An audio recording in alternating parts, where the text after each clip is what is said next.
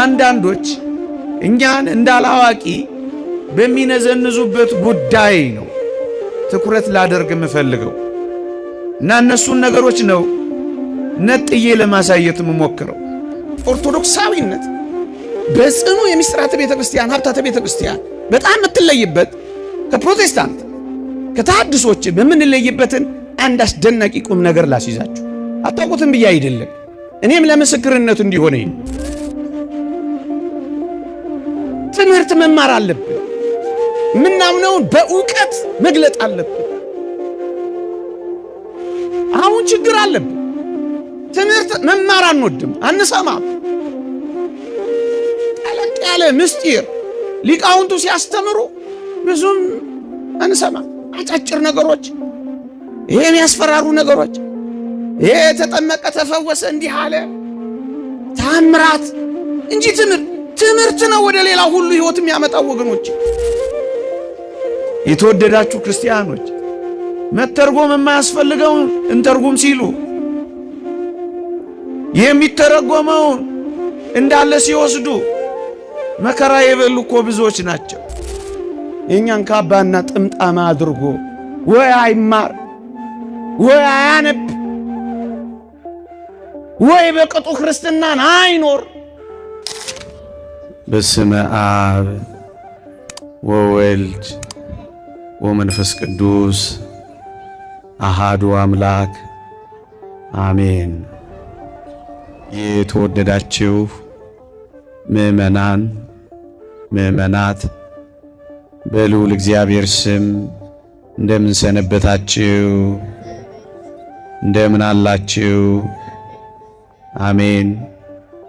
በምህረቱ የሰበሰበን በቸርነቱ የጎበኘን እንደ በደላችን ያልከፈለን እንደ ኃጢአታችንም ያልተቆጣጠረን ለዚህች ዕለት ለምስጋናና ለውዳሴ በፊቱ እንድንቆም የረዳን የአባቶቻችን አምላክ የእኛም አምላክ ልዑል እግዚአብሔር ዘላለማዊ ስሙ የተመሰገነ ይሁን። ለቀደምት አበው ለነቢያት፣ ለቅዱሳን ሐዋርያት፣ ለሐዋርያውያን አበው፣ ለሊቃውንት የገለጸውን ጥበብና ምስጢር ለሁላችንም ይግለጽልን።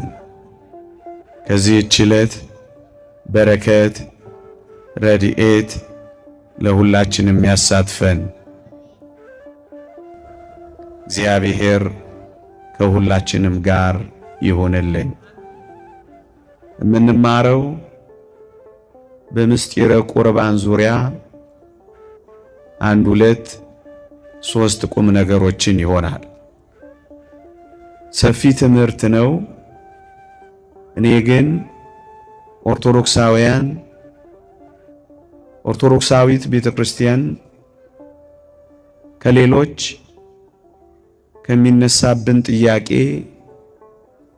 ልናስተውለው ለምን ኦርቶዶክሳዊነት ይህንን እንደሚያምን ልንገነዘበው ስለሚገባ የተማራችሁትም ቢሆን ያወቃችሁትም ቢሆን የቅዱሳት መጻሕፍትን ምስጢር የበለጠ እንድናሰላስል ይረዳን ዘንድ ቀስ ብዬ ለማቅረብ እሞክራለሁ። እግዚአብሔር ከሁላችንም ጋር ይሁንልን። ክርስቶስ የማዳኑን ጸጋ ሰጥቶናል። ክርስቶስ ሲያድነን በእምነት ወደ መዳን ሕይወት ሲመራን የሰው ልጆች በመዳን ሕይወት ውስጥ ሊሳተፉት የሚገባቸው ሱታፌ ወይም ተሳትፎ አላቸው።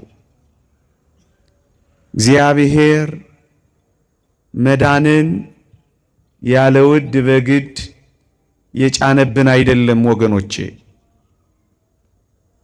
ይልቁንም የሰጠንን የመዳን ጸጋ አምነ ነው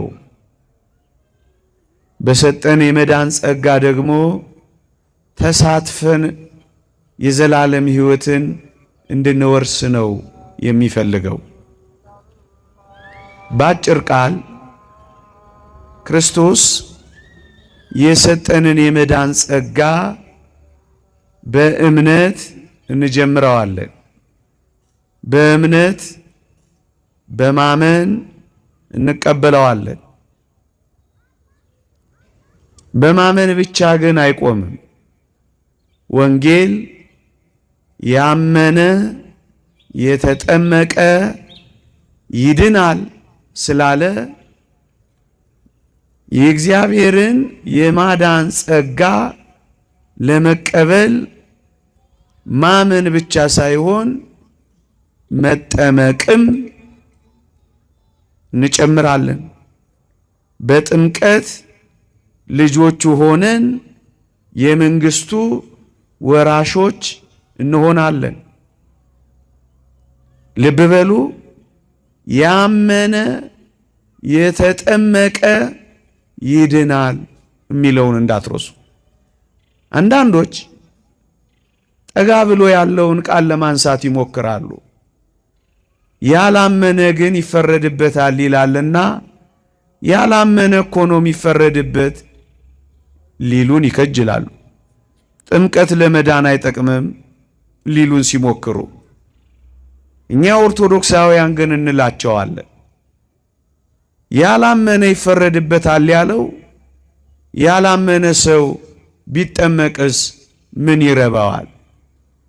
ያላመነ ሰው ቢጠመቅም ምንም ስለማይጠቅመው ያልተጠመቀ ያላለው ለዚህ ነው፣ መሰረቱ እምነት ስለሆነ። የሰው ልጅ የመዳንን ጸጋ በእምነት ይቀበላል። በጥምቀት የክርስቶስ ልጅ ይሆናል። ለዚህ ነው ዳግመኛ ያልተወለደ ያኸውም ከውሃና ከመንፈስ ካልተወለዳችሁ በቀር የእግዚአብሔርን መንግሥት አታዩም ብሏል ጌታችን። ልብ በሉ፣ ለመግቢያ ነው። ወደ ምፈልገው ነጥብ እመጣለሁ። የማዳኑን ጸጋ በምንድን ነው የምናገኘው? በክርስቶስ የማዳን ጸጋ ደግሞ በእኛም ሱታፌ ተሳትፎ ነው። ተሳትፏችን ይሁንልኝ፣ አሜን፣ እውነት ብለን በእምነት እንጀምራለን። ከዚያ እንጠመቃለን። ለዚህ ነው ከውሃና ከመንፈስ ዳግመኛ ያልተወለደ የእግዚአብሔርን መንግሥት አያይም ያለው። ይሄ ግልጽ ቃል ነው። ከውሃና ከመንፈስ ካልተወለደ የሚለው በውሃ ጥምቀት አዲስ ልደት የእግዚአብሔር መንግሥት ወራሾች ስለምንሆን ነው። ለዚህ ነው ያመኑትን ሁሉ እስኪ በመጽሐፍ ቅዱስ ፈትሹ ተጠምቀዋል። ሐዋርያት ሥራ ምዕራፍ 2 ላይ እንግዲያስ ምን እናድርግ አሉ። አምናችኋል፣ በቃ ይበቃችኋል፣ ሂዱ አይደለም የተባሉት፣ ንስሐ ግቡ፣ እያንዳንዳችሁ በኢየሱስ ክርስቶስ ስም ተጠመቁ ተባሉ። ተጠመቁ። 3000 ሰው 3000 ነፍስ ጥምቀት ለመዳን ባይጠቅም ነው ያተጠመቁት። ለዚህ ነው የውሃ ጥምቀት ለመዳናችን። ቅዱስ ጳውሎስ ለቲቶ ለአዲስ ልደት በሚሆን መታጠብና በመንፈስ ቅዱስ መታደስ አዳነን እንጂ ይላል። ደግመዋለሁ፣ ለአዲስ ልደት በሚሆን መታጠብና በመንፈስ ቅዱስ መታደስ አዳነን እንጂ። ልደት በጥምቀት ዳግመኛ ልትወለዱ ያስፈልጋችኋል ያለውን አስቡ። በመንፈስ ቅዱስ እና በውሃ መታጠብ፣ ውሃ አዳነን እንጂ ለማዳን የእግዚአብሔርን የማዳን ጸጋ በጥምቀት ልጅነት የተቀበሉ ደግሞ ምን ሊያደርጉ ይገባል ካላችሁኝ የኢየሱስ ክርስቶስን ሥጋ የኢየሱስ ክርስቶስን ደም ሊቀበሉ ይገባል። እሱ ላይ ነው ዛሬ ትንሽ ትኩረት ማረገው። ይሄ ተሳትፎ ጌታ በወንጌል እንዲህ ብሏል። ከሰማይ ዮሐንስ ወንጌል ምዕራፍ 6 ከቁጥር 41 እስከ 60 ከሰማይ የወረደ ሕያው እንጀራ እኔ ነኝ። ሰው ከዚህ እንጀራ ቢበላ ለዘላለም ይኖራል። እኔም ስለ ዓለም ሕይወት የምሰጠው እንጀራ ሥጋዬ ነው። ሥጋዬ እውነተኛ መብል፣ ደሜም እውነተኛ መጠጥ ነው አለ። ልብ በሉ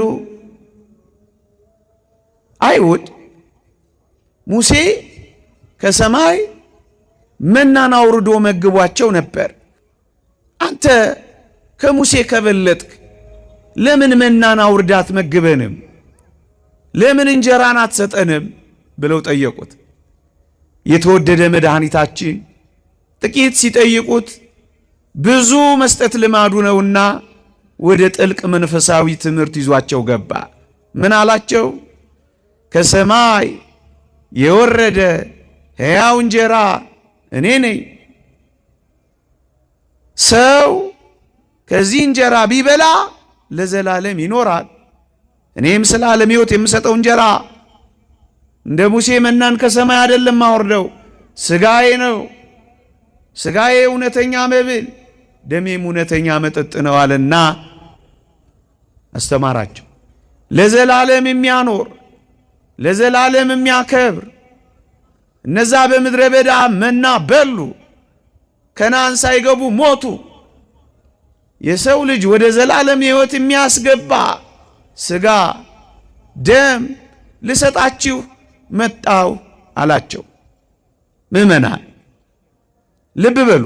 እኔ ትኩረት የማደርገው አንዳንዶች እኛን እንዳላዋቂ በሚነዘንዙበት ጉዳይ ነው ትኩረት ላደርግ የምፈልገው እና እነሱን ነገሮች ነው ነጥዬ ለማሳየት የምሞክረው። ልብ በሉ። ክርስቶስ እኔም ስለ ዓለም ሕይወት የምሰጠው እንጀራ ሥጋዬ ነው። ሥጋዬ እውነተኛ መብል፣ ደሜም እውነተኛ መጠጥ ነው። ሥጋዬን የሚበላ ደሜን የሚጠጣ የዘላለም ሕይወት አለው። እኔ በእርሱ እኖራለሁ፣ እርሱም በእኔ ይኖራል፣ በመጨረሻ ቀን አስነሳዋለሁ አለ። ልብ በሉ።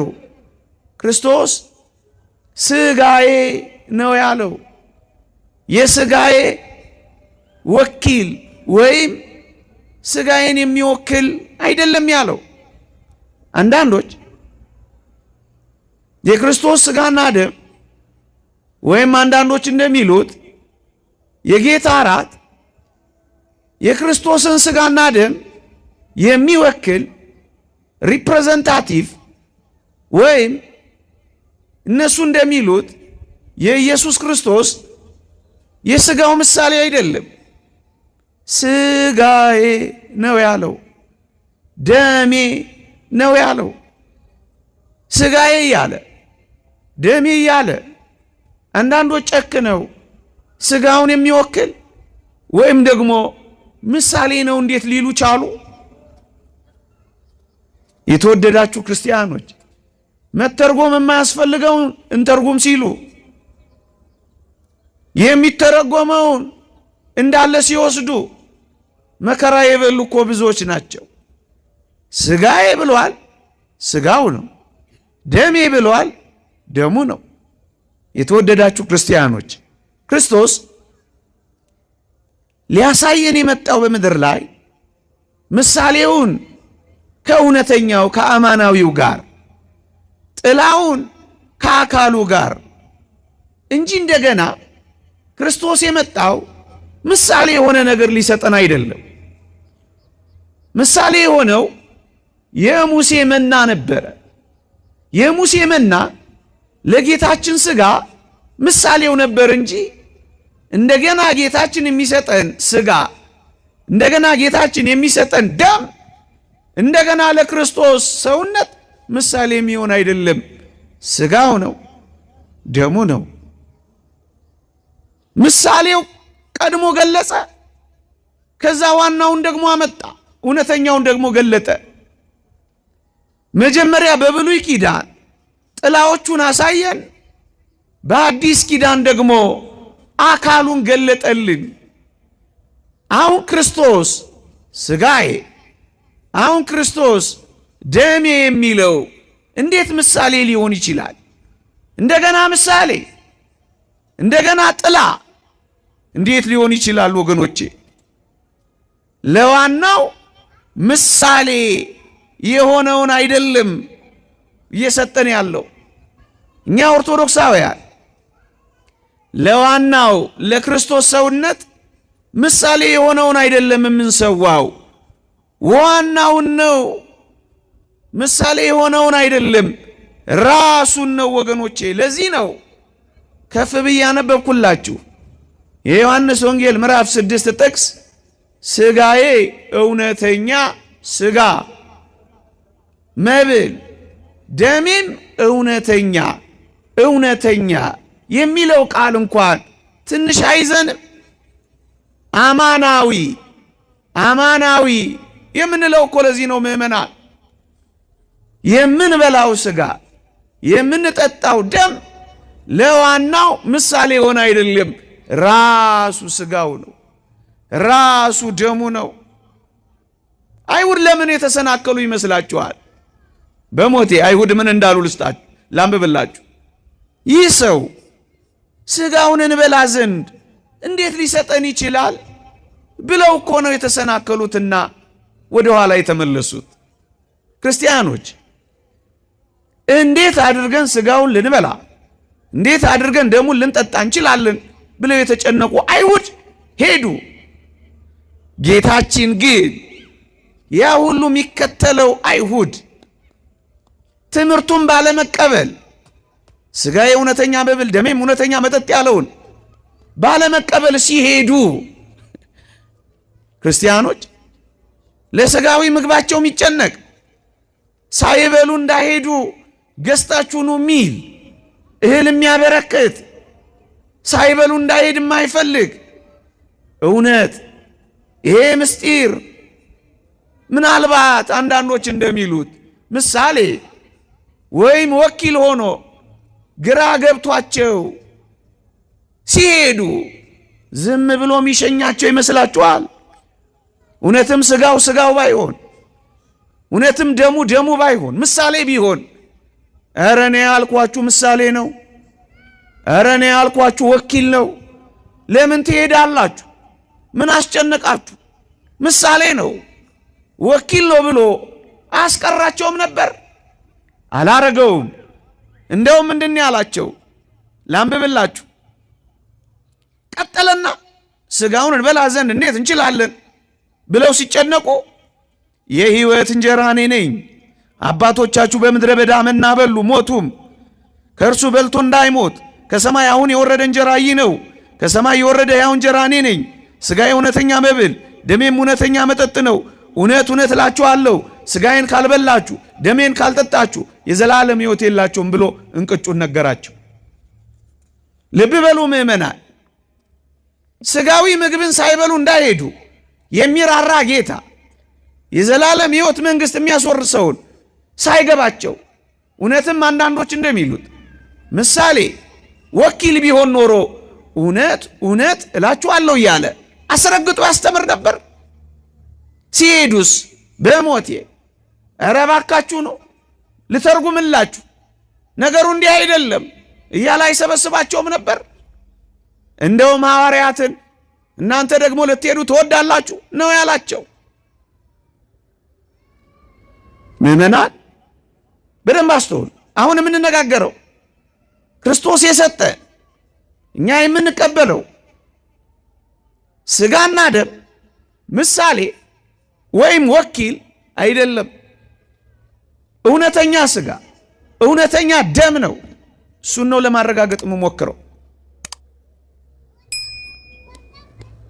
ትምህርቱ ምሳሌ ወይም እነሱ እንደሚሉት ወኪል ወይም ሌላ ምስጢር እነሱ እንደሚሉት ስለ እምነት ያስተማረው ቢሆን ኖሮ ሳይተረጉምላቸው አያልፍም ነበር። አንደኛ ራሱ ክርስቶስ ተርጉሞ ያስተምር ነበር ምዕመናን። ምሳሌ ቢሆን ወኪል ቢሆን ሳይተረጉምላቸው አይቀርም ነበር። ምክንያቱም አምላካችንን እናውቀዋለን። ሁለት ነገሮችን ላንሳላችሁ።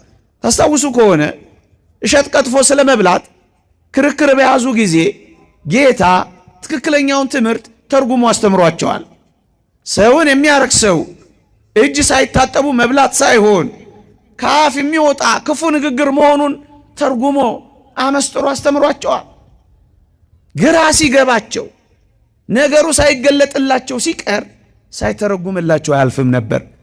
ይሄም ግራ ገብቷቸው እንዴት ሥጋውን ሊሰጠን ይችላል ብለው ሲጨነቁ እውነተኛ ሥጋ እውነተኛ ደም ባይሆን አንዳንዶች እንደሚሉት ምሳሌ ወይም ወኪል ቢሆን ክርስቶስ ሳይተረጉም አያልፈውም ነበር። አንድ ሌላ ምሳሌ ልስጣችሁ። ከፈሪሳውያን እርሾ ተጠበቁ ሲላቸው ስለ እንጀራ እርሾ የሚያወራ መስሏቸው ነበር። ኋላ ላይ ግን ከፈሪሳውያን ክህደት እንዲጠበቁ ማለቱን በሚገባ አብራራላቸው። ግራ ሲገባቸው እንደዚህ አብራራላቸው ነበር ጌታ። የተወደዳችሁ ክርስቲያኖች ይህን የመሰለ የዘላለም ሕይወት መንገድ የሚያስወርስ የመዳንን ጸጋ የሚሰጥ ሕይወት ትምህርት እያስተማረ ግራ ገብቷቸው እንዲሁ ይተዋቸዋል ብላችሁ ታስባላችሁ? አይደለም። ወኪልም ምሳሌም ሳይሆን እውነተኛ ሥጋ እውነተኛ ደም ስለሆነ እውነት እውነት እላችኋለሁ እያለ አስረግጦ አስተማረ። አንደኛ። ሁለተኛ ትምህርቱ አንዳንዶች እንተርጉም ብለው ምሳሌ ወኪል ስለ እምነት ነው እያሉ እንደሚያስተምሩት እውነትም ነገሩ እንደዛ ቢሆን ኖሮ እንኳን ጌታችን ቅዱስ ዮሐንስ ወንጌላዊ አያልፈውም ነበር፣ ይተረጉምልን ነበር። በምን እናውቃለን? ቅዱስ ዮሐንስ ጌታ የተናገራቸውን ሌሎች ያልገባቸውን በመተርጎም የሚታወቅ ወንጌላዊ ነው። ምሳሌ ይህንን ቤተ መቅደስ አፍርሱት በሦስተኛው ቀን አስነሳዋለሁ ሲል አይሁድ ግራ ተጋብተው 46 ዓመት የተገነባውን እሱ እንዴት በ3 ቀን ያስነሳዋል ብለው ሲጨነቁ ቅዱስ ዮሐንስ ወንጌላዊ እንዲሁ አላለፈውም። ምን አደረገ? እርሱስ ስለ ሰውነቱ ይናገር ነበር አላ። ተረጎማ። እውነት ክርስቶስ ስለ ምሳሌ ወይም ስለ ወኪል ወይም ስለ እምነት እየተናገረ ቢሆን ዮሐንስ ወንጌል ምዕራፍ 6 ይልቁንም ስለ ሥጋውና ስለ ደሙ ባይሆን ኖሮ የተወደዳችሁ ክርስቲያኖች ቅዱስ ዮሐንስ ወንጌላዊ ምሳሌ ሆኖ ብሎ ይተረጉምልን ነበር። እንዳይተረጉምልን ማን ይዘዋል? ምሳሌስ እንዳይል ማን ይከለክለዋል? ሁለት ሌላ ልጨምርላችሁ። ታስታውሳላችሁ የዮሐንስ ወንጌል ምዕራፍ 12 ላይ የዚህ ዓለም ፍርድ ደርሷል፣ የዚህ ዓለም ገዢ ወደ ውጭ ይጣላል፣ እኔም ከምድር ከፍ ከፍ ያልኩ እንደሆነ ሁሉን ወደ እኔ ስባለሁ አለ ጌታ። ይሄ ግራ ያጋባል። እኔም ከምድር ከፍ ከፍ ያልኩ እንደሆነ እንተላልኩም ምድር ስብ ኩሎ ሀቤ። ይሄ ግራ ምን ማለቱ እንደሆነ ግራ ገብቷቸዋል። ቅዱስ ዮሐንስ ሳይተረጉሙ ያለፈ እንዳይመስላችሁ። ምን እንዳደረገ ታውቃላችሁ? እንዴት ባለ ሞት ይሞት ዘንድ እንዳለው ሲያመለክት ይህን ተናገረ ይላል። ከምድር ከፍ ብሎ ከሰማይ ዝቅ ብሎ እንደምን ባለ ሞት ይሞት ዘንድ እንዳለው ተረጎመና አሳለፈላቸው።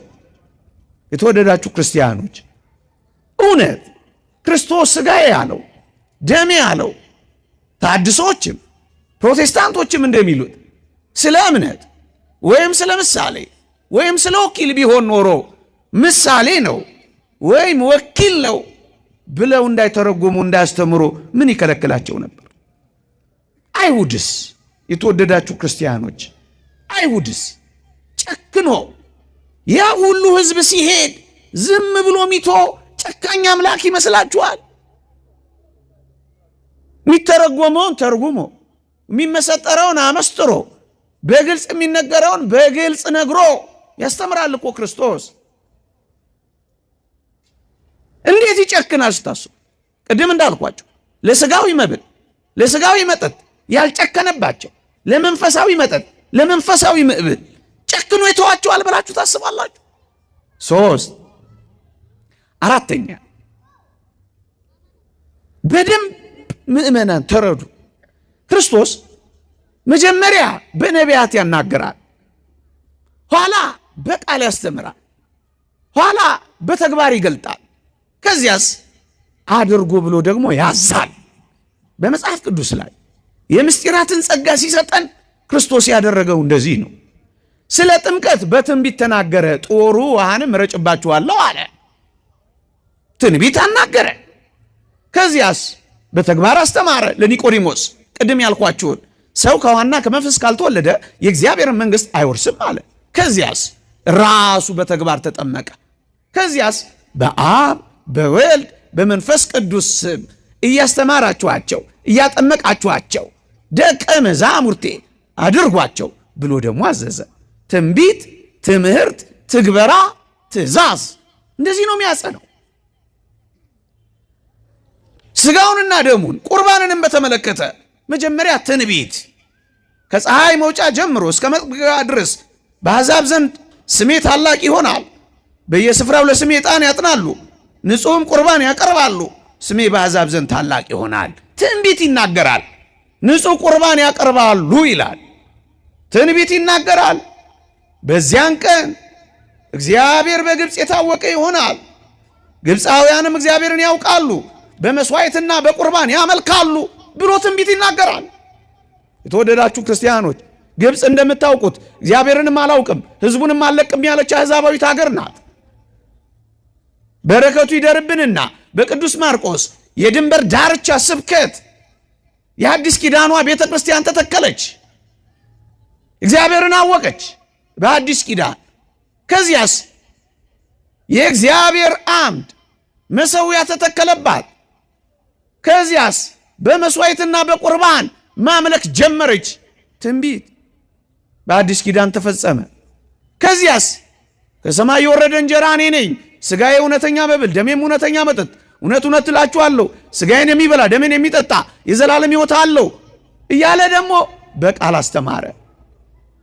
በቃል ያስተማረውን ደግሞ እኔ የምፈልገው 3ኛው ወይም 4ኛው ነጥብ በተግባር ገለጠ። ምን አድርጎ?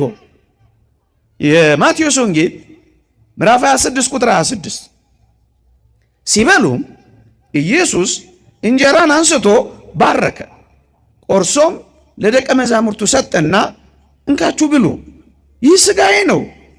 ጽዋውንም አንስቶ አመስግኖ ሰጣቸው፣ እንዲህም አለ፣ ሁላችሁ ከእርሱ ጠጡ፣ ስለ ብዙዎች ለኃጢአት ይቅርታ የሚፈስ የሐዲስ ኪዳን ደሜ ነው አላቸው።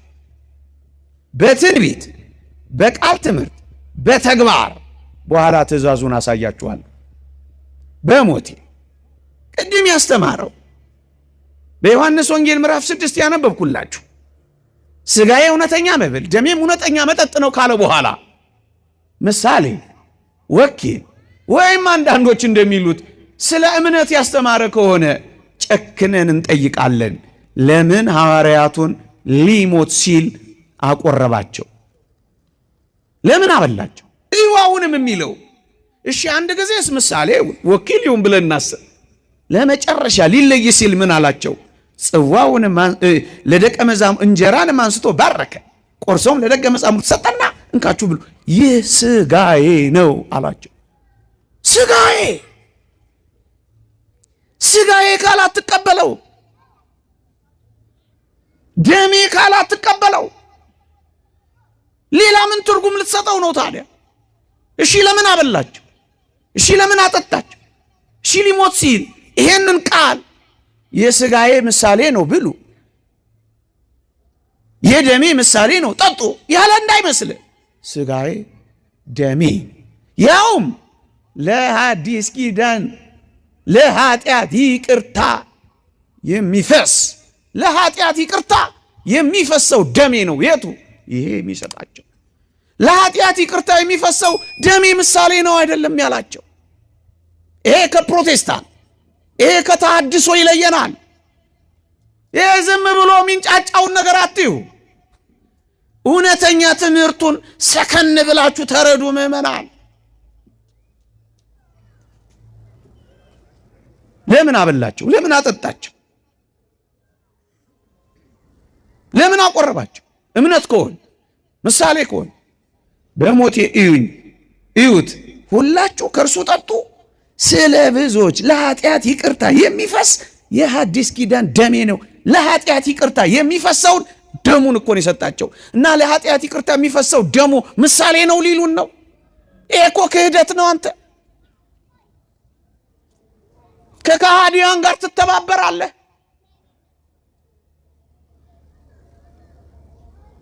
አምስተኛ ወይም አራተኛው ቁጥሩ ጠፍቶብኛል። ጌታችን ሊሰናበት ሲል ደቀ መዛሙርቱን ሲሰናበት በግልጽ ነበር የሚያስተምራቸው። በግልጽ ለምሳሌ ለመተርጎም ለማመስጠር ጊዜው አበቃ። አስተማራቸው 3 ዓመት። ሊሰናበት ሲል ግን በግልጽ ነበር የሚያስተምራቸው። ትርጉም የማያስፈልገው፣ ምሳሌ ማያስፈልገው፣ ምስጢር ማያስፈልገው።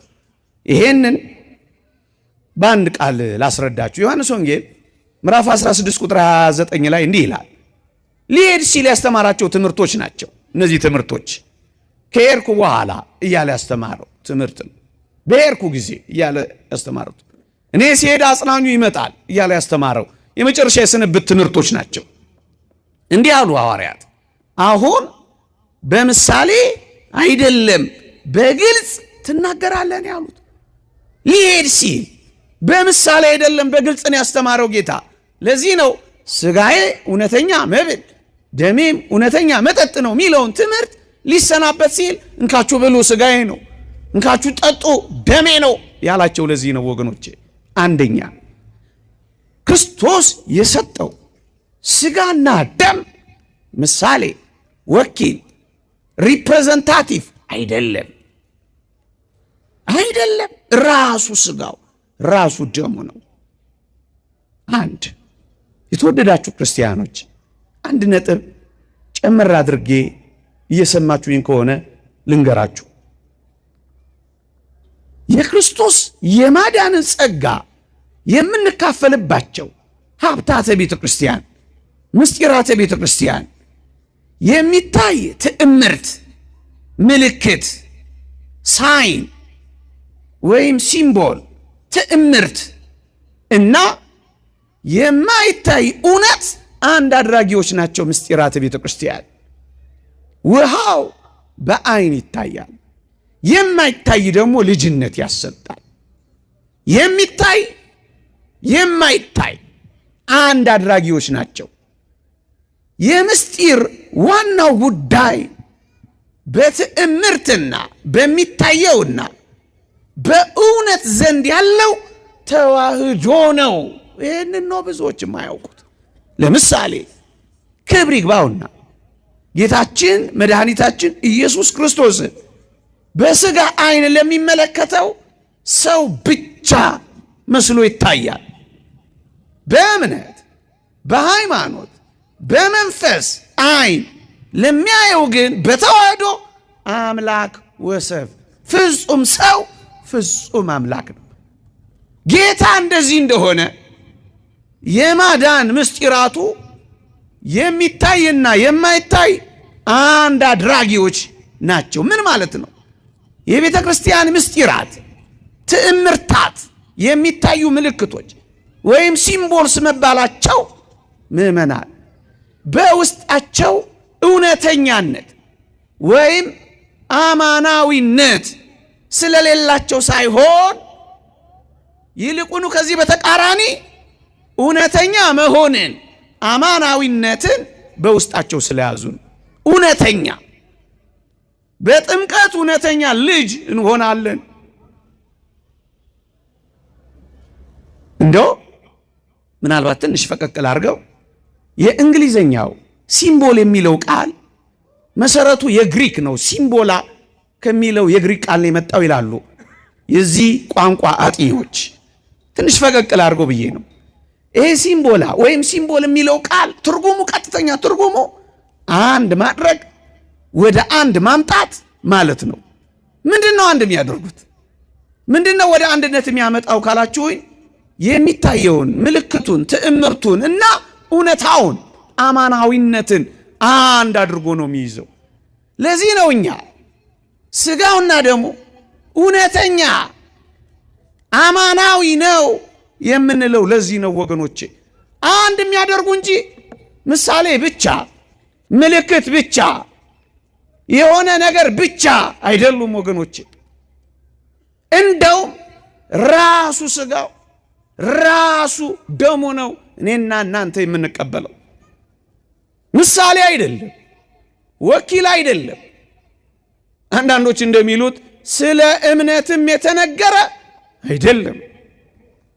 ይህን በአንድ የመጽሐፍ ቅዱስ ሐሳብ ትንሽ ሰፋ አድርጌ ለማብራራት ልሞክር። እኔና እናንተ ኦርቶዶክሳውያን የምንቆርበው ቁርባን የምንቀበለው ስጋና ደም የአንዲቱን የዕለተ ዓርቧን ስጋና ደም ክርስቶስ አንድ ጊዜ ስጋውን የቆረሰው ደሙን ያፈሰሰው በዕለተ ዓርብ የሰጠንን ያቺን ስጋን ያቺን ደም ነው የምንቀበለው። ይሄንን በማስረጃ ማቀርበው እንዲህ በሚል ቃል ቅድም አስቻለሁ። አሁን ደግሜ ጎላ አድርጌ ላንሳው። ክርስቶስ ሲያቆርባቸው ሐዋርያትን ስጋውን ሲሰጣቸው በመጨረሻው የኦሪቷን ፋሲካ ሽሮ የሐዲስ ኪዳኗን መስዋዕት ሲያቆም የኋለኛውን ሊያቆም የፊተኛውን ይሽራል እንዳለው ሐዋርያ ይሄን ሥርዓት በዚያ በቁርባን በመጨረሻው በሐሙስ ምሽት ሲመሰርት እንዲህ ነበር ያላቸው። በደንብ ስሙኝ። ቅድም አንብቤዋለሁ። እንኩ ጠጡ፣ ይህ ደሜ ነው ካላቸው በኋላ ማብራሪያ ሲሰጣቸው ለኃጢአት ይቅርታ የሚፈስ የሐዲስ ኪዳን ደሜ ነው ያላቸው። በሞቴ የሰጣቸው የዕለተ ዓርቡን ደምን የሰጣቸው ሐሙስ ዕለት በምን እናውቃለን? ለኃጢአት ይቅርታ የሚፈስ ደሜ ነው አላ። ያንን የኃጢአት ይቅርታ የሚፈስ ደሙን አስመስሎ አይደለም፣ ደሜ ነው ያላቸው።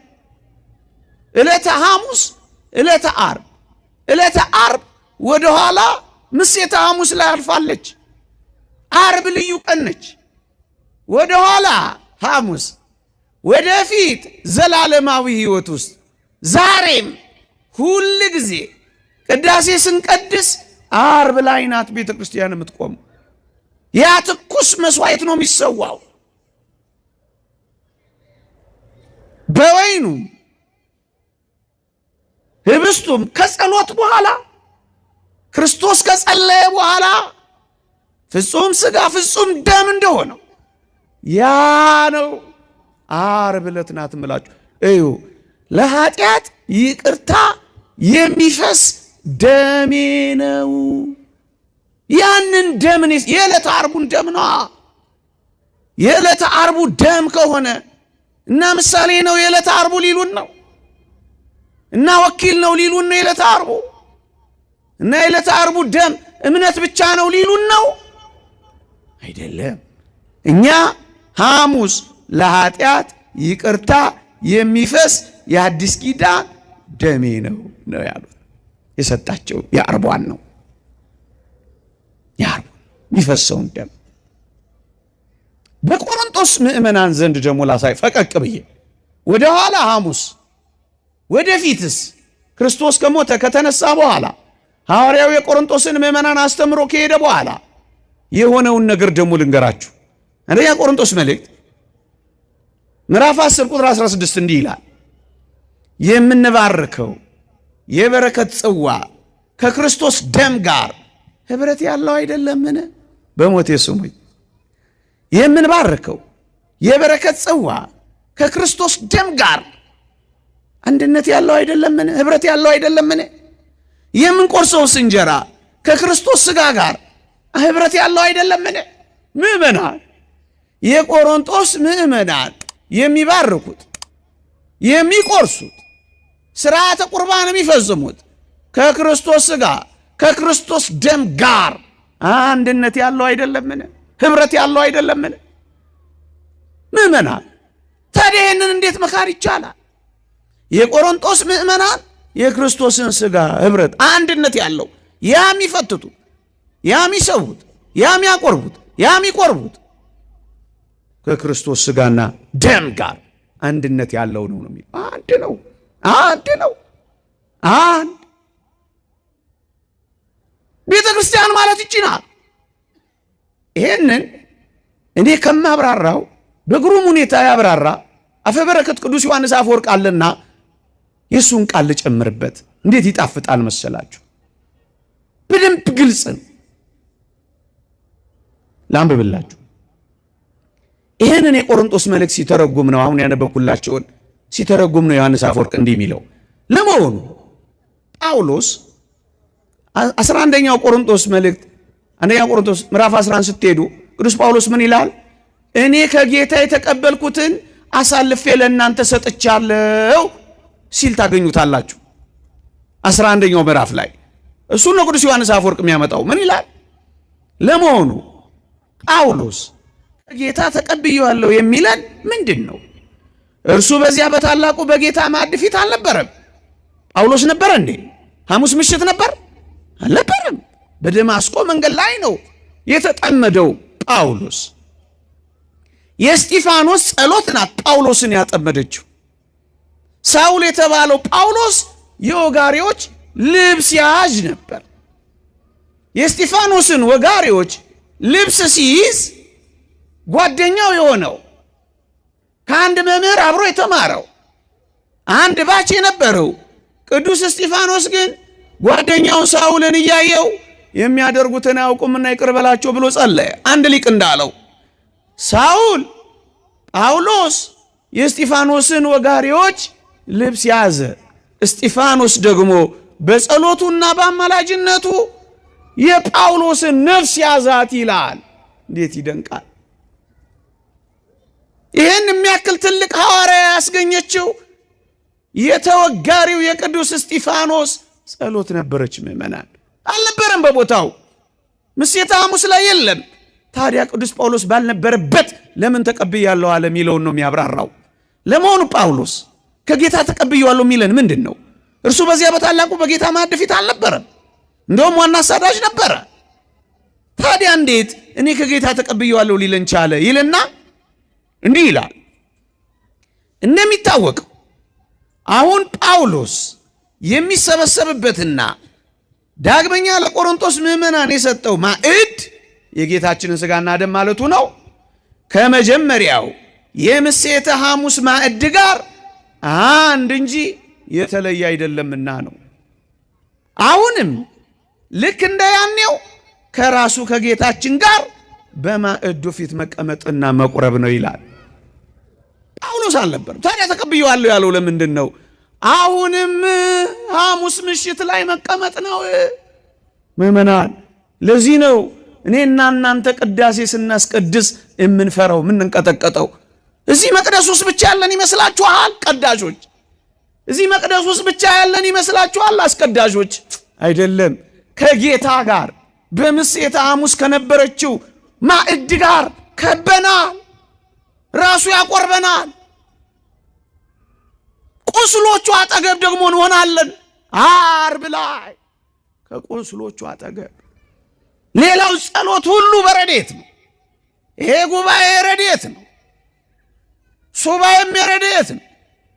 ቅዳሴዋ ግን የሚፈተትበት የሚቆስልበት ደሙ የሚፈስበት በጉ የሚታረድበት የበቁ የሚያዩት አላያችሁትም? ደሙ ትኩስ ሆኖ እጁን ሲያወጣ አልሰማችሁ? ለዚህ ነው የምንንቀጠቀጠው። ለዚህ ነው እንዳንዳንዶች የምናላግጠው።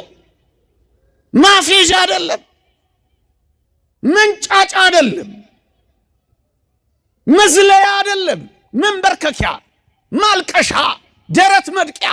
ቁስሎቹን ያደላቸው ያዩታል።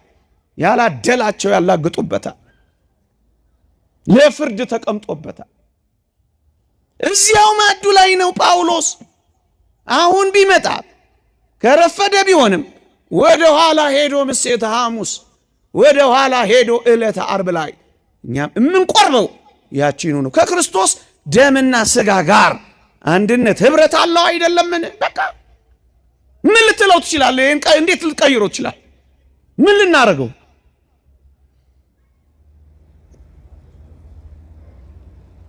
እና እንዲህ ይላል ሊቁ ዮሐንስ አፈወርቅ፣ ቅድስተ ቅዱሳን በምትሆን መስቀል አንድ ጊዜ የተሰዋውን መስዋዕት ሁል ጊዜ እንሰዋለን። አንድ ጊዜ ነው የተሰዋው፣ እኛ ግን ሁል ጊዜ እንሰዋዋለን።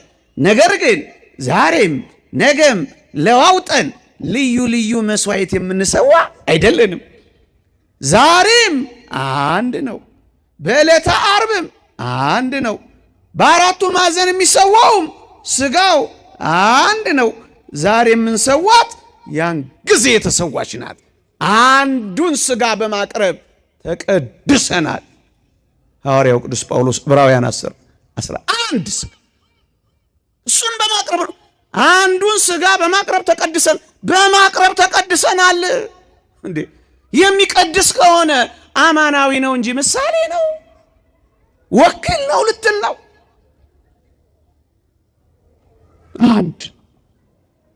አንድ ሥጋ ትላንትም ዛሬም ነገም አንዲት ናት።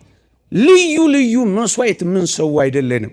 አንድ ስለዚህ እቺ አንዷ ምሳሌም አይደለች፣ ወኪልም አይደለች፣ እምነትም ዮሐንስ ወንጌል ምዕራፍ 6 ስለ እምነት ያስተማረው ነው ሊሉን ይደፍራሉ። ስለ ቁርባን ያስተማረው እምነት ማለቱ ነው ይልልሃል።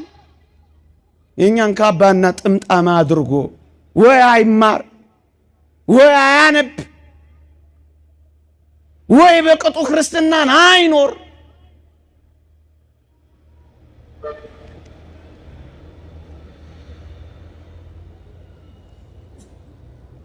እንዲህ ይላል።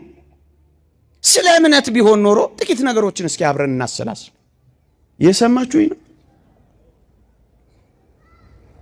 ስለ እምነቱ ያስተማረው ስለ እምነት ከሆነ የተወደዳችሁ ክርስቲያኖች፣ ሥጋዬ አለው ደሜ አለው ተሐድሶቹ እንደሚሉት ፕሮቴስታንቶቹ እንደሚያስተምሯቸው እውነት ስለ እምነት ከሆነ እስኪ ልጠይቃችሁ፣ ለምን አበላቸው?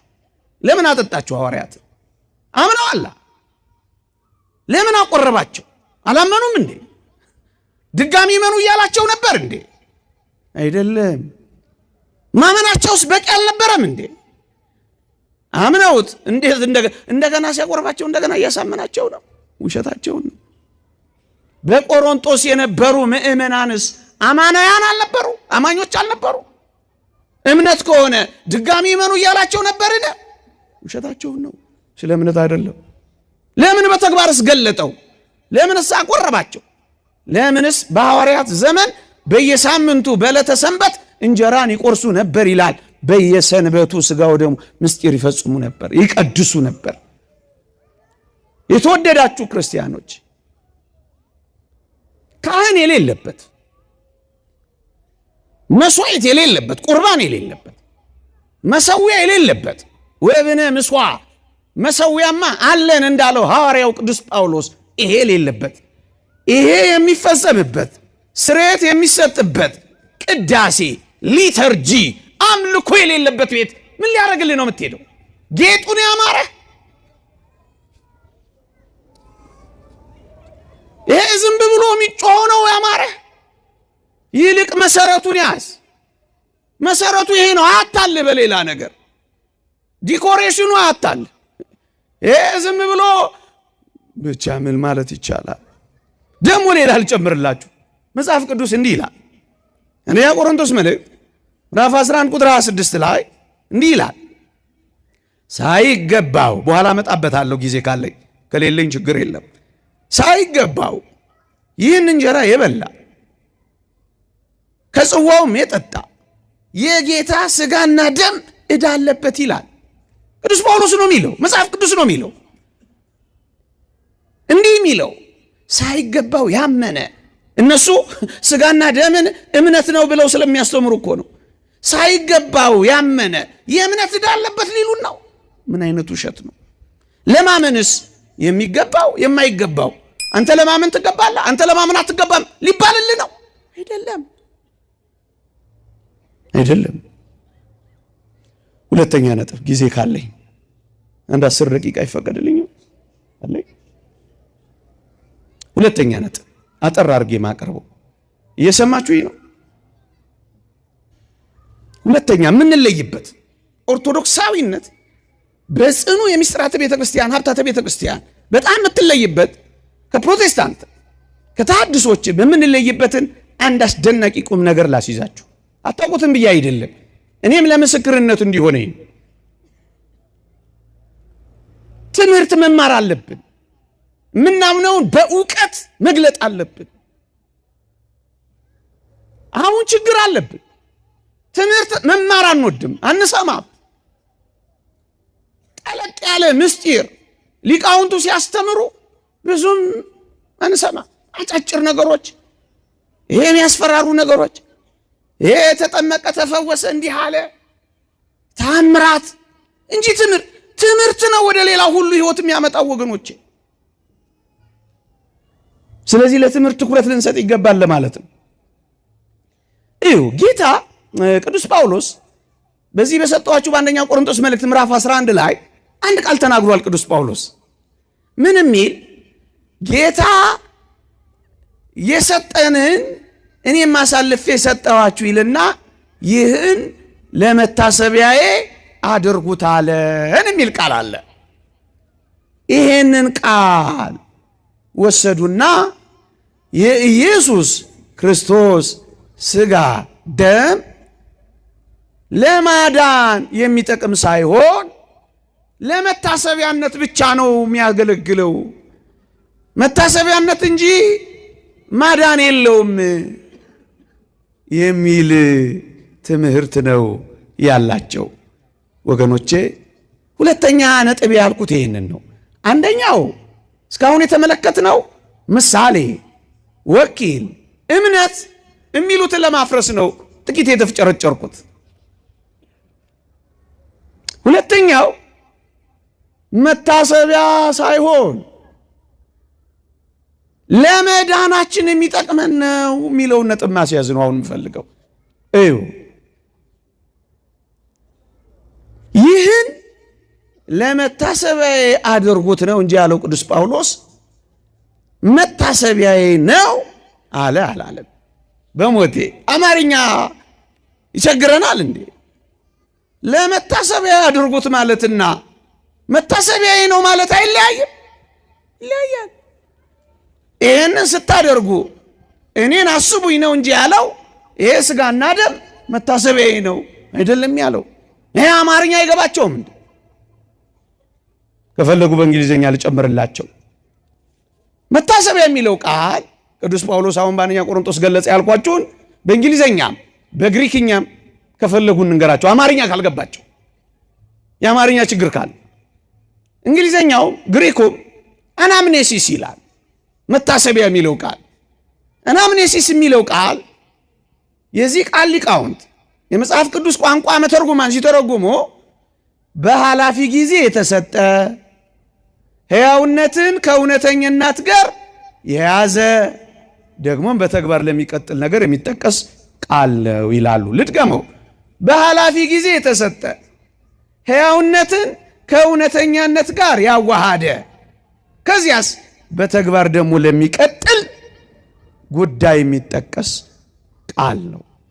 የክርስቶስ ሥጋና ደም በኃላፊ ጊዜ ተሰጥቶናል። እውነተኛነትን ከሕያውነት ጋር ያዋህዳል። ደግሞ አድርጉት ይላል። ለመታሰቢያ አድርጉት፣ ሰውት፣ አቅርቡት ይላል። ምዕመናን፣ ይህ ቃል ተራ ማስታወሻነት ወይም ሕያውነት የሌለው ትዝታ ብቻ አይደለም። እነሱ መታሰቢያ ሲሉ ዓርብ ዕለት የተፈጸመውን ለማሰብ ብቻ፣ ሜሞሪያል ማሰቢያ ብቻ፣ ትዝታ ብቻ፣ መዘከሪያ ብቻ እንጂ ራሱ ሕያው የሆነ ሥጋ ራሱ ሕያው የሆነ ደም ብለው አያምኑ። ትርጉሙ በእንግሊዘኛ እንዲህ ይላል። እኔ ቀጥታ አገኘሁትን ላንብብላችሁ፣ ከዛ እንደ ነገሩ አድርጌ ወደ አማርኛ ነግራችሁ። does not merely remembrance or a memorial of a thing ተራ ማስታወሻ ተራ መታሰቢያ ማለት አይደለም። does not merely remembrance መታሰቢያ ተራ መታሰቢያ ወይም የሆነ ነገር ማሰቢያ ብቻ አይደለም። regarding as being as absent but it means a recalling or representing in an active sense ሕያው የሆነ ነው እንጂ ነው የሚለው። ተራ ማስታወሻ አድርገው ነው እነሱ። በሞቴ ልንገራችሁ፣ ጥምቀት ጋር ስትሄዱ ከኢየሱስ ጋር በሞትና በትንሣኤው ለመተባበር እንጠመቃለን እንጂ ለመዳን አይጠቅመንም ይላሉ። እኛ ደግሞ ወዲህ ያመነ የተጠመቀ ይድናል። ሰው ዳግመኛ ከዋና ከመንፈስ ካልተወለደ የእግዚአብሔር መንግሥት አያይም። በአዲስ ልደት በሚሆን መታጠብና በመንፈስ ቅዱስ መታደስ አዳነን እንጂ የኖህ መርከብ ሲዘጋጅ 8 ነፍስ የዳኑበት ውሃ ሲዘጋጅ የውሃው ምሳሌ ጥምቀት አሁን ምሳሌ ሆኖ ያድነናል የሚሉትን ቃላት ተጠቅመን ያድነናል መንግሥተ ሰማያት እንገባለን እንላለን። እነሱስ ተራ የትንሣኤውና የሞቱ መታሰቢያ ብቻ ነው ይሉናል፣ ጥምቀትንም ጭምር። ጥምቀት የማያምኑ ቁርባን የማያምኑ ምን ያደርግልሃል? ስም ብቻ የተሸከሙ የአምልኮ መልክ ያላቸው ኃይሉን ግን ጸጋውን ግን ምስጢሩን ግን የካዱ በዲኮሬሽን ያሸበረቁ መዝለል እንጂ መኖር የማይችል ምን ያደርግልሃል? አትታለል። ይልቅ ቁም ነገሩ ላይ አተኩር። ምንድነው ምናምነው? ምንድነው ማናምነው? እሱን ላይ ይልቅ ከቻልክ እሱን ላይ ልብህን ሰፊ አድርገህ እማንለውን አላችሁ ከሚሉን ይልቅ ምንድነው የምትሉት ብለህ ጠይቀን። ይህን ነው የሚለው መጽሐፉ። የተወደዳችሁ ክርስቲያኖች፣ እኛ የክርስቶስን ሥጋና ደም ሥጋዬን የሚበላ ደሜን የሚጠጣ የዘላለም ሕይወት አለው ለመዳን ይጠቅመናል ብለን እናስቀምጥና እሱን አብራራለሁ። አሁን ግን ቅዳሴያችን ላይ ሰምታችኋል አይደል? ትንሣኤን እናምናለን፣ ሞትንም እንናገራለን እንላለን። እስመ ቁርባን ውእቱ ተስካረ ሞቱ ለክርስቶስ። ቅዳሴ ላይ የሞቱን መታሰቢያ ነው የምናደርገው። ሞቱን እናስባለን፣ መከራውን እንዘክራለን። መስቀል ላይ እኮ ነው የምንሆነው። እንደኛ መስቀል ላይ የሚሆን አለ? ለንጽጽር እንኳን መቼ ይበቃል። እንደኛ መስቀሉስ የምንጮኸውን ጮት አትሰሙም እንዴ? እንደ ወንበዴ የሆነን አስበን እያልን ስንጮህ አልሰማችሁም እንዴ? ሞትን እንናገራለን፣ ሕማምን እናስባለን። ረቡዕ፣ ዓርብ፣ ሰሙነ ሕማማት በየቅዳሴው እናስባለን።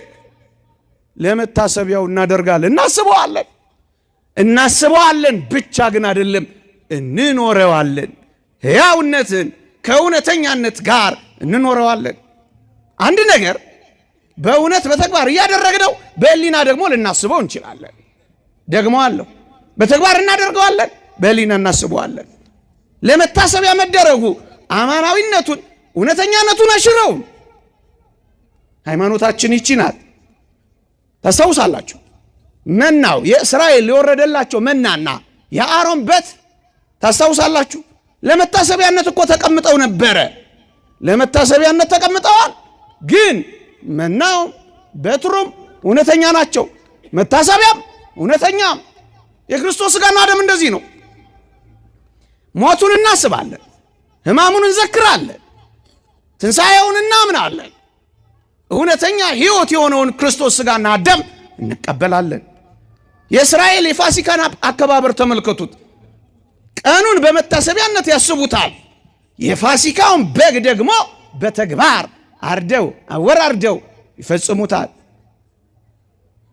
ይህን የሚያረጋግጥልን ለመታሰቢያ አድርጉት የሚለው ቃል ምን እንደሆነ ማወቅ ለሚፈልግ ኦርቶዶክሳዊ ብቻ አይደለም፣ የሌላ ቤተ እምነት ልበ ሰፊ የሆነ ነገሩን በቅጥነተ ህሊና መመርመር የሚፈልግ ሃይማኖትን በበጎ ህሊና ማሰብ የሚፈልግ ልቡ የተከፈተለት ካለ ይሄን የሚያረጋግጥልን ቃል እዛው ላይ ተቀምጧል። ምን ይላል? ይህን እንጀራ በበላችሁ ጊዜ ሁሉ ይህንንም ጽዋ በጠጣችሁ ጊዜ ሁሉ ጌታ እስኪመጣ ድረስ ሞቱን ትናገራላችሁ ይላል። ለመታሰቢያ አድርጉት ካለ በኋላ ይህን እንጀራ በበላችሁ ጊዜ ሁሉ ይህን ጽዋ በጠጣችሁ ጊዜ ሁሉ ጌታ እስኪመጣ ድረስ ሞቱን ትናገራላችሁ። አየህ፣ ማሰብ ማለት ስታስብ ሞቱን ትናገራለህ። ለዚህ ነው መታሰቢያ ያለው እንጂ እውነተኛ ወይም ለማዳን አይጠቅምም ማለቱ አይደለም። እቺን ነገር በአንድ በሁለት ነገር ብቻ ወይም በሶስት አስረድቻ አበቃለሁ። እግዚአብሔር ከሁላችንም ጋር ይሁን። እስኪ ልጠይቃችሁ፣ መታሰቢያ ብቻ የሆነ ነገር፣ ለመታሰቢያነት ብቻ የተሰጠ ነገር ቢቀበሉት ሕይወት፣ ባይቀበሉት ዕዳና ፍዳ ይሆናል። ደግሞ አለው ቢቀበሉት ሕይወት፣ ባይቀበሉት ዕዳና ፍዳ የሚሆነው መታሰቢያ ብቻ ነው። ለመታሰቢያነት እንደዚህ ይሆናል አይሆንም። ይህን ያልኳችሁ አንድ ጥቅስ ላንብብላችሁ ነው። የበለጠ ግሩም የሚያደርግልን አንድ ጥቅስ እንዲህ ይላል። አንደኛ ቆሮንቶስ መልእክት ምዕራፍ 11 ከቁጥር 27 እስከ 30 እንዲህ ይላል። ቀስ ብዬ አነበዋለሁ። በጣም ወሳኝ ቃል። ስለዚህ ሳይገባው ይህን እንጀራ የበላ ወይም የጌታን ጽዋ የጠጣ ሁሉ የጌታ ሥጋና ደም ዕዳ አለበት። ሳይገባው ሳያምን ንስሐ ሳይገባ በስነ ምግባር ሳይታነጽ የወሰደውን ሳይመልስ ድሆችን ሳይረዳ የሚበላና የሚጠጣ የጌታ ሥጋና ደም ዕዳ አለበት። ዕዳ እኔ የምለው ዕዳ ምንድን ነው? መታሰቢያ ብቻ የሆነ ነገር ቢቀበሉት ሕይወት፣ ባይቀበሉት ዕዳ ይሆናል። ዕዳው ምን እንደሆነ ላንብብላችሁ። ሰው ግን ራሱን ይፈትን፣ እንዲሁም ከእንጀራው ይብላ ከጽዋውም ይጠጣ። ሳይገባው የሚበላና የሚጠጣ የጌታን ሥጋ ስለማይለይ ለራሱ ፍርድ ይበላል ይልልሃል። ለፍርድ ነው የተቀመጠው ማለት የሚያድን ስለሆነ እኮ ነው ፍርድ ያለበት፣ ዕዳ ያለበት። ወገኔ ንቃ። ከሚጠፉ ጋር አትጥፋ፣ ከሚኳትኑ ጋር አትኳትን። ዕዳ ፍርድ ቢቀበሉት ፍርድ፣ በአግባቡ ባይቀበሉት ፍርድ፣ በአግባቡ ቢቀበሉት ሕይወት የሚሆን የሚያድን ነው እንጂ መታሰቢያ ብቻ ቢሆን አይደለም። ወገኔ ወረድ ይልና ምን ይላል? ራሳችንን ብንመረምር ግን ባልተፈረደብንም ነበር ይላል። በሞቴ ከእናንተ መካከል ይላቸዋል አንዳንዶች ሞተዋል፣ አንዳንዶች አንቀላፍተዋል ይላቸዋል፣ አንዳንዶች ተቀስፈዋል ይላቸዋል፣ አንዳንዶች ታመዋል ይላቸዋል፣ በአግባቡ ስላልተቀበሉት። ለዚህ ነው ካህኑ ወጥቶ እኮ የሚናጻው። ንስሐ ግቡ የሚለው እኮ ለዚህ ነው። እኔ ከበደላችሁ ንጹሕ ነኝ የሚለው እኮ ለዚህ ነው። ምንም ነገር እኮ አይደለም። ንስሐ ግቡ በቃ። ማስፈራራት ይላል። ምን ማስፈራራት? ወደ ሕይወት እንድትመጣ ነው ጥሪ የሚያቀርብልህ እኮ። ስለዚህ ታመዋል፣ አያሌዎቹም አንቀላፍተዋል፣ ተቀስፈዋል። ለምን?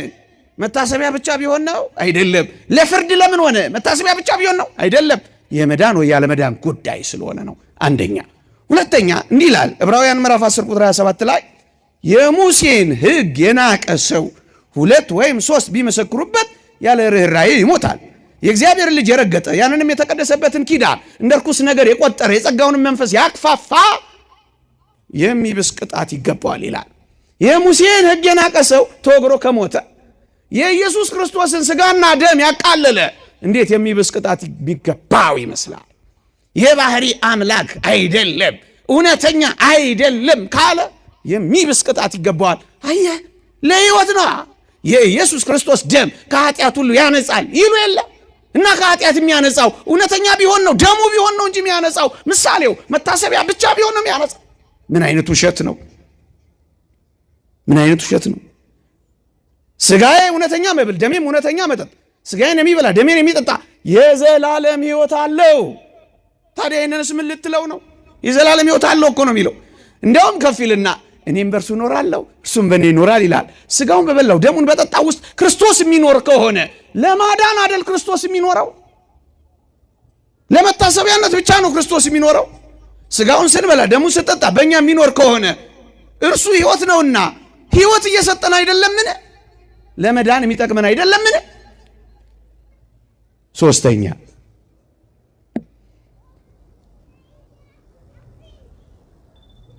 ቅዱስ ቄርሎስ ያለውን ማጠቃለያ ላርገው፣ ሰዓቱ ሄዶብኛል። ቅዱስ ቄርሎስ እንዲህ ይላል፣ አይሁድ የፋሲካውን በግ በመብላትና ደሙን በመጠጣት አይሁድ የፋሲካውን በግ በመብላትና ደሙን በራቸውን በመርጨት ከሞት እንደዳኑ መቀደስን እንዳገኙ ካመኑ የክርስቶስን ሥጋ በመብላትና ደሙን በመጠጣት የዘላለም ሕይወት ማግኘትን እንደምን ተጠራጠሩ? እንደምን ማመን አቃታቸው ብሎ ያዝንላቸዋል። በጥላው አምነዋል። ጥላው ምን ነበረ?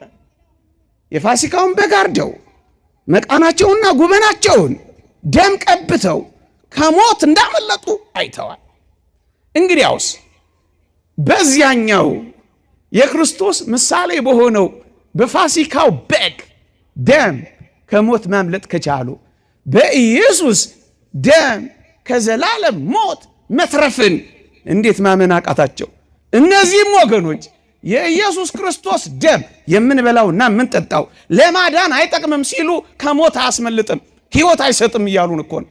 ከአይሁድ እኮ በምን ተናነሱ? አያምኑበትም ስላችሁ። እስራኤል በደም ይቀደሱ እንደነበር ያምናሉ።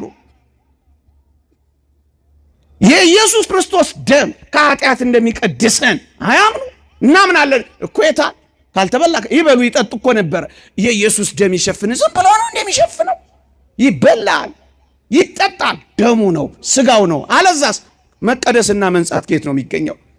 የኮርማዎችና የፍየሎች ደም ስጋን ለመቀደስ ትጠቅም ከነበረ ነውር የሌለው ሆኖ በዘላለም መንፈስ ራሱን ያቀረበ የክርስቶስ ደም እንደምን ከሞተ ሥራ ሕሊናችንን ያነጻ ይሆን ይላል። ያቺ የፍየል ደም ስጋን ልትቀድስ ከቻለች የከበረው የአምላካችን ስጋና ደም ከሞተ ሥራ ሕሊናችንን ጭምር እንዴት አይቀድስ? ይሄን መካድ ምንኛ ነው? አድንም መታሰቢያ ብቻ ነው ማለት እኮ ይሄን ሁሉ መካድ ነው። ምእመናን፣ የተወደዳችሁ ክርስቲያኖች፣ የኢየሱስ ክርስቶስን ስጋና ደም በመካፈላችን ሁላችን አንድ እንደምንሆን መጽሐፍ ቅዱስ ተናግሯል።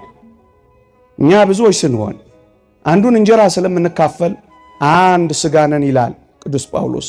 አንድ ስጋ። አንድ ምን ሆነው በመታሰቢያ ብቻ ይመስላችኋል? አይደለም።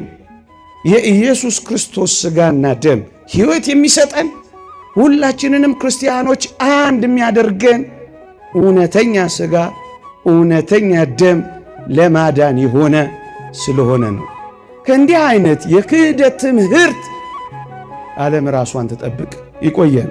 የእግዚአብሔር ቸርነት፣ የእመቤታችን አማላጅነት፣ የቅዱሳን በረከት ረድኤት አይለየን። በሃይማኖት በምግባር ያጽናን። አሜን።